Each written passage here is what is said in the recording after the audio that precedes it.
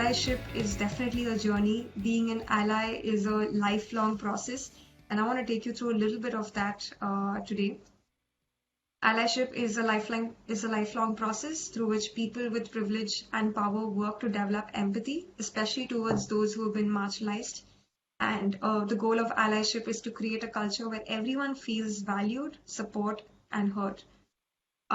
This is a definition that I've just taken off the Google, and I do want to say that it still puts a lot of people on the pedestal, especially those who are allies.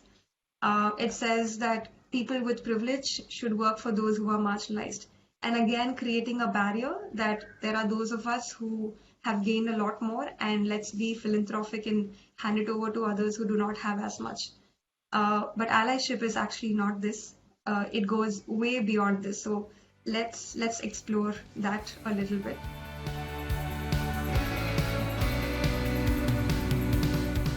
That really brings us to who an ally is. I know we've often looked at allyship or anything that's driven in an organization with a marginalized community. We think, okay, this is something that I need to contribute or I need to do a favor to. We often fail to understand that we've all needed allies in our life. We've all needed support systems. It's just that for some communities, and especially for people who identify as lesbian, gay, bisexual, trans, etc., for them, most of them do not have that support system. I could lean on my family, I could lean on my social circles, my friends, because I'm welcomed in so many spaces. But for LGBTQIA people, that support system, that social circle may not even exist. And which is why it becomes even more important for us to be conscious allies, to be empathetic, to be accepting, to be respectful, to really speak out, to stand up, to care. And you can do this in the capacity of being a colleague, you can do this in the capacity of a friend. When someone comes out to you saying they're gay or they identify as trans or they're going through a transition, this is really what we do. We act as a support system, we act as an understanding person. And it is not necessary that an ally understands everything or knows everything, but the ally forms and acts as a support system in whichever ways that they can. So allyship is super important. We've all needed allies, and being an ally to a community that is not represented, that is not well understood and is so marginalized is so much more important as well. So on that note, I do want to share that, like most of you, my journey started off as an ally. I used to work for a corporate bank around 2014 to 2016, which was right after my graduation. I was lucky enough that within my corporate space where I was working, there was an active LGBT cell, and that spoke consciously about inclusion of different communities, about people, about really bringing their whole selves to work. Before that, I had no understanding. I did not know much about the community or some of the challenges they faced. A little by little, I started volunteering. I started learning about how I can act as a decent ally.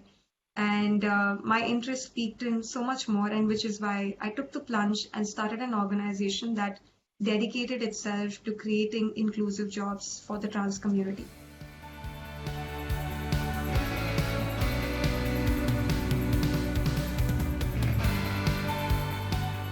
It is nothing but a person's sense of their own gender. It is a person's individuality. It is how they see themselves and how they would like the world also to represent and see them. Gender identity can correlate with the sex assigned at birth or can differ from it.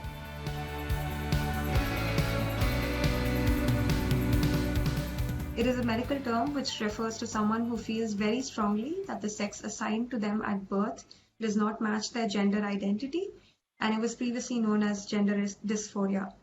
So gender dysphoria is caused by gender incongruence. It wouldn't have existed if not for our society, if not for our society really telling some people that they cannot be a certain way, that they cannot live a certain way. So gender dysphoria is actually caused by the way the society responds to the transgender community.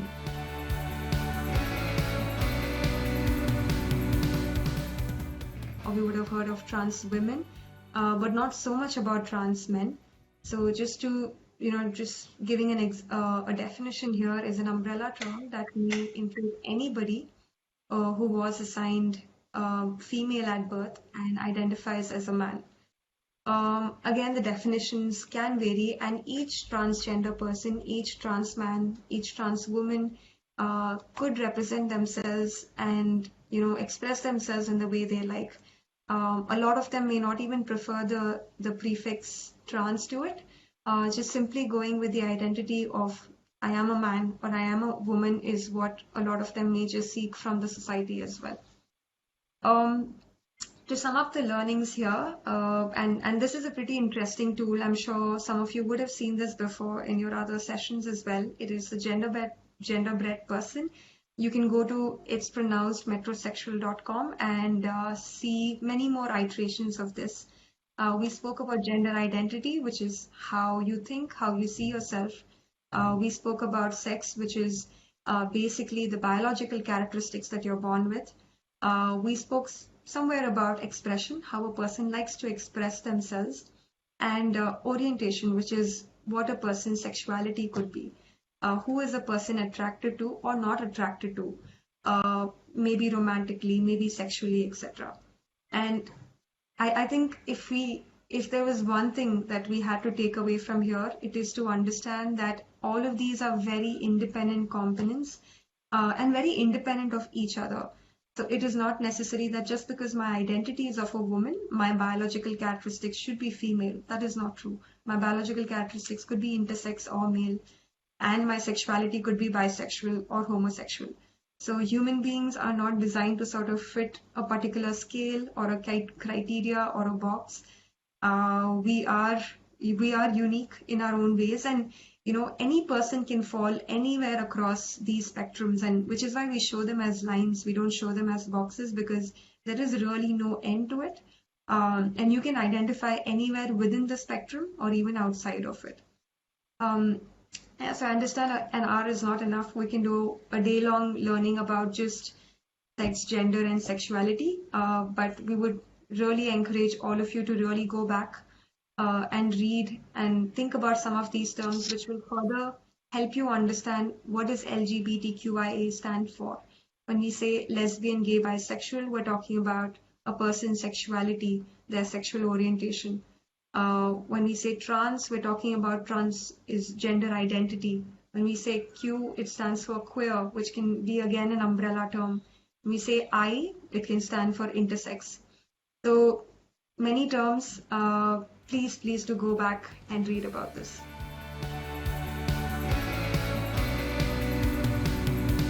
Here are some of the takeaways, and even if we can implement a couple of these in our day-to-day life, we would be surprised to see there are so many people around us who identify and who are probably in the closet only because they're scared of judgment, because they're scared of what they might have to go through if they come out. So if we do practice some of these things, maybe we could just help people be themselves.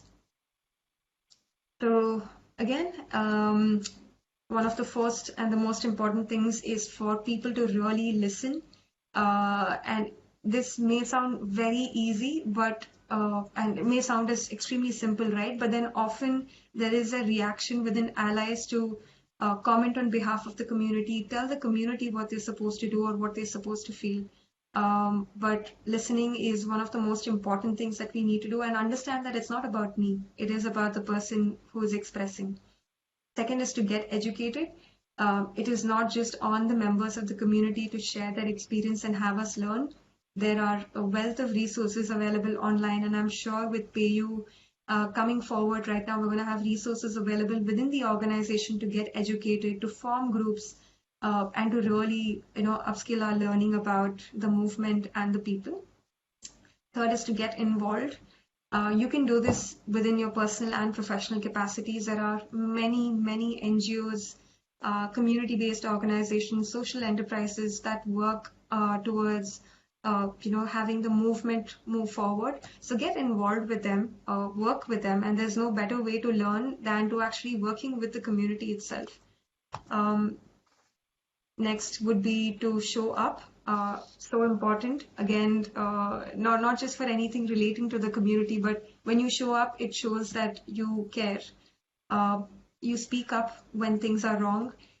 When you hear a colleague probably says things that are not okay, something hateful, passing a comment that could be extremely derogatory, right from saying that's so gay, which is taken as a very loose comment, to maybe gossiping about someone who identifies differently than the mainstream. It is very important to speak up.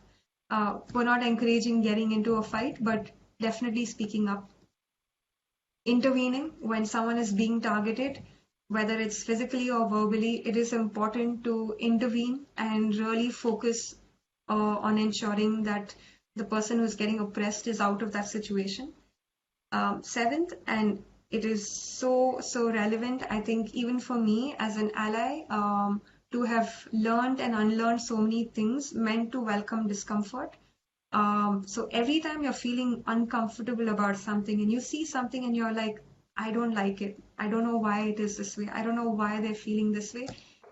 Welcome that discomfort and really ask yourself, why are you feeling this way? Why am I feeling this way? And that's maybe because we're conditioned to seeing things a certain way. We're conditioned to seeing a stereotypical man should look a certain way. Uh, and that could be a great learning point, but sit with it and really ask yourself why. Learn from your mistakes. We're all going to make a ton of mistakes in this journey, but acknowledge, be extremely humble about it. 9 is to stay engaged. Being an ally is not a Pride Month initiative. It is something, again, that you do every single day of your life. And you continue to stay engaged for a very, very long time. And 10 is to donate. Again, shows that you really care about the movement, you care about the people, and it's also about just walking the talk. If you can, always donate to not-for-profits that continue to work in this segment. So yeah, these are just starting points. We will not say this is a complete guidebook and this is it. There is a lot more to being an ally, and I think the most important thing for most of us right now is to just get started. And I'm sure there are initiatives that are being happening within the organizations to help you all get started. So we do hope that you will take away from that and begin your journey of being an ally. And do remember that while being an ally does impact a community positively, it makes a great deal of personal positive impact as well. It makes all of us better human beings at the end of the day.